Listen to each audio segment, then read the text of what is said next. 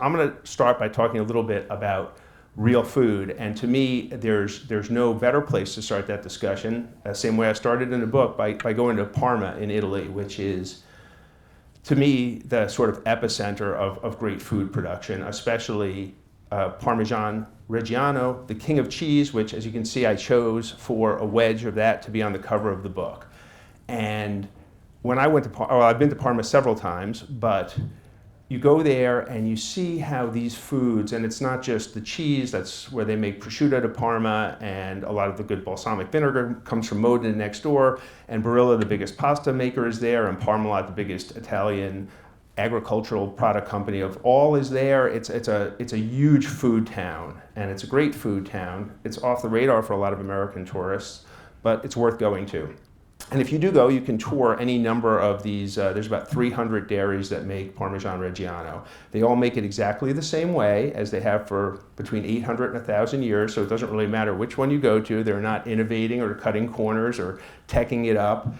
In Parma, the cattle graze openly, and they graze on grass and wildflowers that are kept as intact as possible over time. They're not allowed to be replanted with new crops. They're not allowed to be fertilized. They're not allowed to use pesticides. The cattle themselves, they're not allowed to give them hormones or steroids or antibiotics, all of which are unfortunately pretty much the norm in cattle here. And the result is an ultra pure milk that's totally drug-free. And by law, the production of cheese in Parma has to begin within 2 hours of the cow being milked. So we're not talking about trucking this milk all around. Farmer milks the cows, typically takes it to his next door neighbor who makes the cheese. The process starts. It's super regulated. The only 3 ingredients you'll ever find in real Parmesan cheese are milk, which again is as pure milk as you can get, rennet, which is a natural enzyme that makes cheese form curds, and salt. And those are the only ingredients allowed by law in this cheese that has been made the same way for almost 1,000 years.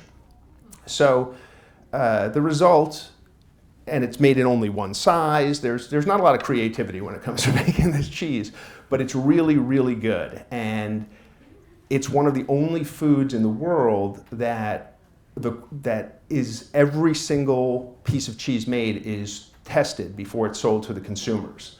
So there are inspectors who go around and they bang on and listen to and taste, if necessary, every single wheel of cheese that's made, and about 8% of that cheese is rejected in its finished form for not meeting the high standards of Parmigiano-Reggiano.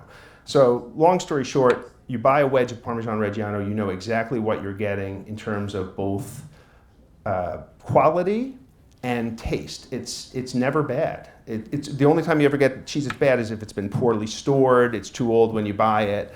The vendor mistake, not the manufacturers. So that to me is an example of a delicious, real food that is really worth seeking out.